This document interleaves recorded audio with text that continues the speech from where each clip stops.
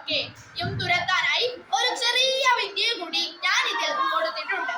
ഈ പലകയുടെ അടിഭാഗത്ത് ശർക്കര, കാന്താരി, വെളുത്തുള്ളി എന്നിവ ചേർത്ത ഒരു മിശ്രിതം തേച്ച് പിടിപ്പിച്ച് അതിൽ വരുന്ന ഈച്ച, പാറ്റ, കൊതുക് എന്നിവ മറ്റ് ചെറുജീവികൾ എന്നിവ ആകർഷിച്ച് അതിലേക്ക് എടുക്കുന്നു. ഇവ അവിടുന്ന് മരിച്ചാൽ തന്നെ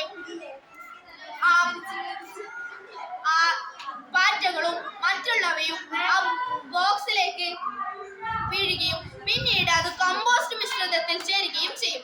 ഈ കമ്പോസ്റ്റ് നമ്മൾക്ക് വളമായും ഉപയോഗിക്കാനാണ്. ഇനി അജൈവ മാലിന്യമാണ് ജൈവ മാലിന്യം. അതിൽ നിറഞ്ഞു കഴിഞ്ഞാൽ നമ്മൾക്ക് ആ പ്ലാസ്റ്റിക് എടുക്കുകയും